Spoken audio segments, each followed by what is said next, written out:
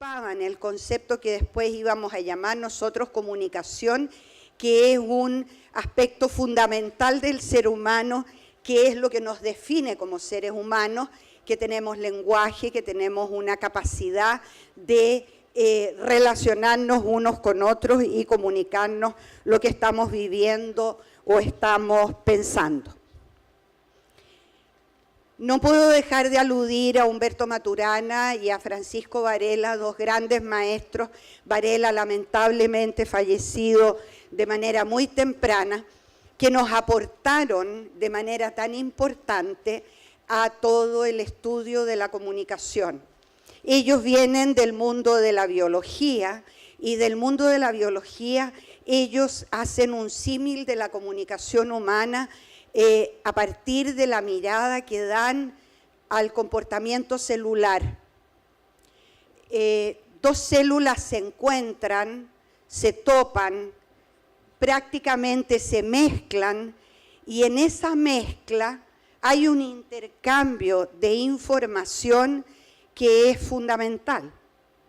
Un intercambio de información que es tan profundo, que es tan esencial, que hace que cuando las células se separan, ya no son iguales al momento del encuentro. Cuando se separan, las células son diferentes. Y aquí voy a rendir un homenaje a mis hermanos uruguayos, porque ellos tienen un maravilloso compositor que se llama Jorge Drexler, a quien amo platónicamente y sigo como una manda. Jorge Drexler tiene una canción maravillosa que se llama Antes. Antes de ser tú y yo, éramos otros dos, dice Jorge Drexler, y sintetiza muy bien este concepto maravilloso de la comunicación humana, que es mucho más que emisor, mensaje, receptor. Es este concepto de comunicación humana profundo que es comunicación cuando yo impacto al otro y logro traspasar aquello de mí que quiero que el otro conozca y en lo que quiero que el otro se involucre para que podamos tener un proyecto común. A mí me encanta desarmar las palabras y entonces creo que comunicación es común acción. Yo logro comunicar cuando logro que el otro se involucre y entonces decida actuar en común, actuar junto conmigo por unos objetivos que pasan a ser comunes. Maturana dice con mucha sabiduría, todo el vivir humano ocurre en conversaciones y es en ese espacio donde se crea el mundo, ¿cierto?, la realidad que vivimos. Ya nuestros panelistas de la mañana, los expositores de la mañana, han hablado algunos de los temas que vamos a tocar hoy día. Esta realidad es una realidad que para cada uno de los que estamos en esta sala en este momento es diferente. La realidad que yo veo de esta sala es completamente distinta a la de ustedes.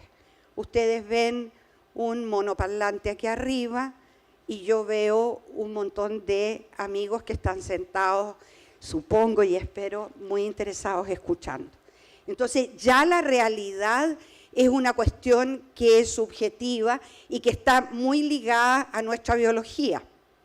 Hasta hace algunos meses atrás yo tenía que usar unos lentes, unas gafas para poder ver el mundo.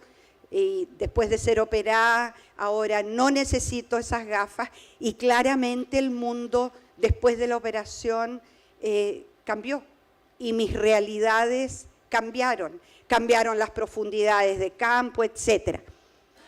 Bien,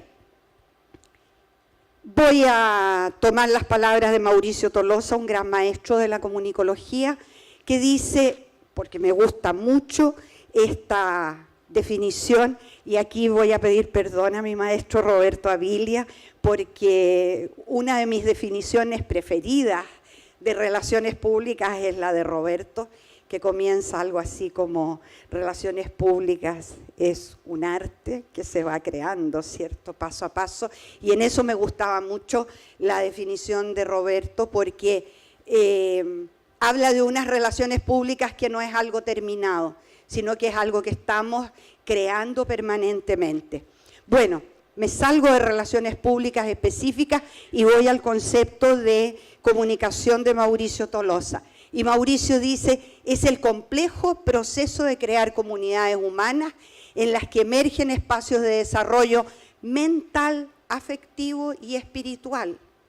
Ojo, o sea, no es tan fácil. El ser humano es un poquito más complejo que un receptor que recibe mensajes tal cual como el emisor los mandó. A partir de nuestra propia identidad, que es entonces compartida con otros. Y cuando trabajamos en relaciones públicas, tenemos que tener presente este complejo proceso, porque yo acuñé hace muchos años, como el año 97 en Montevideo, que para mí relaciones públicas es una herramienta de intervención social. Ya lo decía Di Stéfano poco tiempo antes, ¿cierto? Él logró dar una vuelta de tuerca a la realidad de esas personas que vivían en situación de calle y fueron a Gotemburgo y después fueron a Edimburgo. O sea, se cambió la situación de ellos gracias a una intervención de un comunicador súper inteligente. Perdona que te voy a tener ahí. Agrega Tolosa y dice, la comunicación es un proceso de interacciones, y aquí viene lo importante, donde se modifican creencias, emociones y conductas que configuran un nuevo escenario de conversaciones y de actos posibles. O sea, antes de conocerte, antes de interactuar contigo, mis creencias, mis emociones y mis conductas eran otras. ¿Cuántas veces hemos visto parejas que se emparejan y uno dice, pero ¿te has dado cuenta cómo ha cambiado desde que se puso de novia con fulanito? No le gustaba el fútbol, ahora va todos los domingos, tenía un lenguaje así, se vestía así, y es verdad. O desde que terminó con la fulanita, ¿te has dado cuenta cómo cambió? Y es porque esa interacción estaba modificando y estaba generando un universo de actos posibles totalmente diferente. El acto comunicativo entonces adquiere un valor tremendamente diferente, y a través del acto comunicativo podemos observar que se van creando lazos, se van tejiendo redes y vamos formando un tejido que es emotivo, que es biológico, que es simbólico.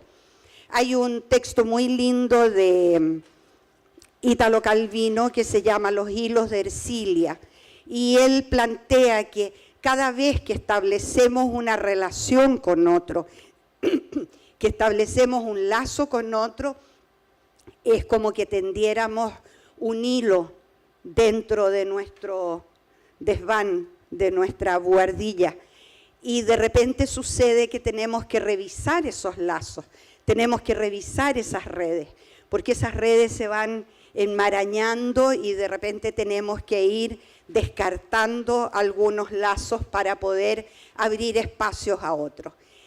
Estos lazos que vamos creando van formando este tejido que le vamos a llamar después comunidad, y este tejido entonces va a permitir que nosotros tengamos identidad con otros y una posibilidad de diálogo y de trabajo conjunto con otros.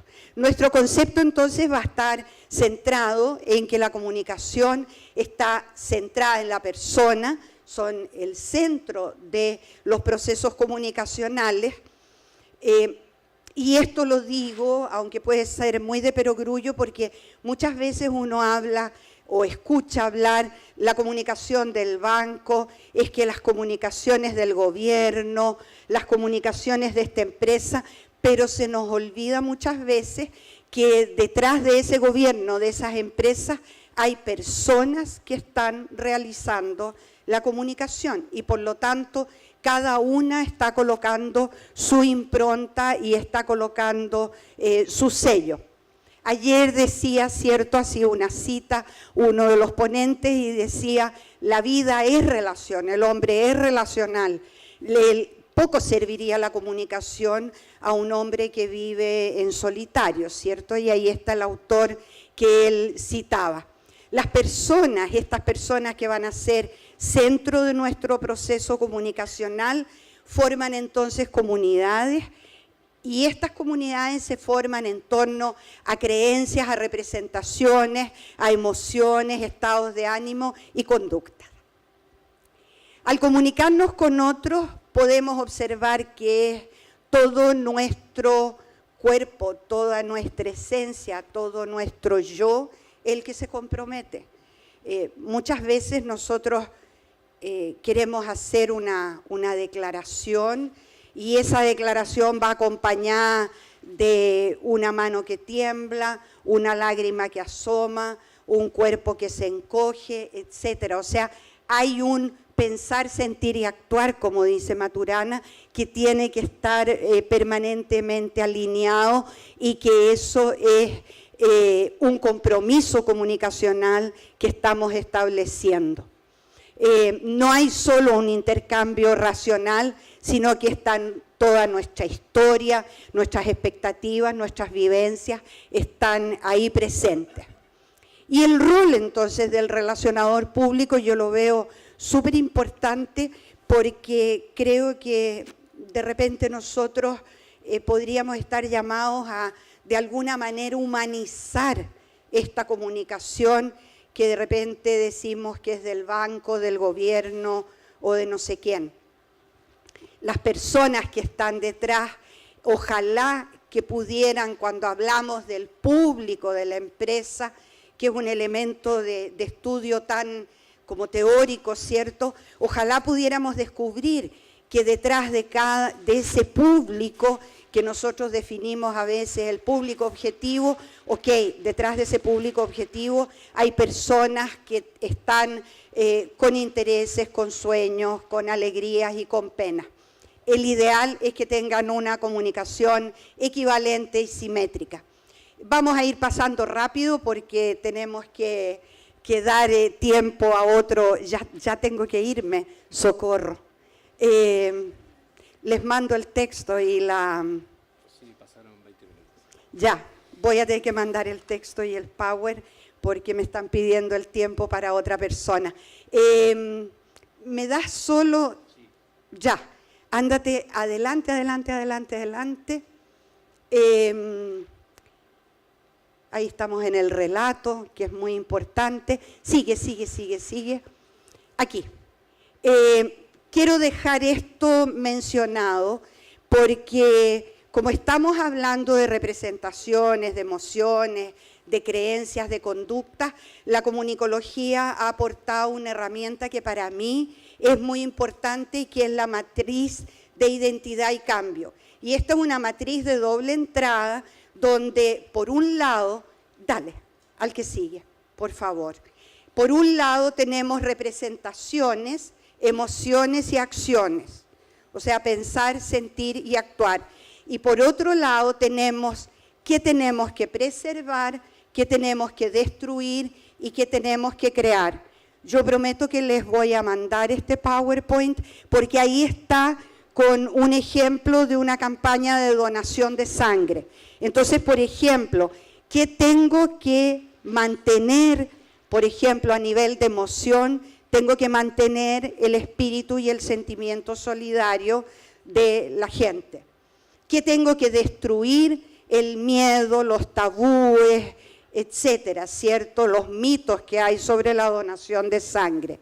¿Y qué tengo que crear? Sentimientos de seguridad. Asegurarle al que va a dar sangre que va a estar acompañado, que no se va a desmayar, que no le va a pasar nada, que no va a ser contagiado de VIH, etcétera. Lo mismo a nivel de representaciones y de acciones. Con esta matriz de cambio, yo tengo entonces las posibilidades de abrirme a crear ejes temáticos, desarrollar un plan y todo lo que viene más atrás en esta presentación. Yo lamento montones no poderles compartir más, pero tenemos que ser, como dice ahí, solidarios, y hay un expositor que ayer no tuvo espacio y entonces le vamos a ceder una parte del espacio nuestro. Muchas gracias y disculpen la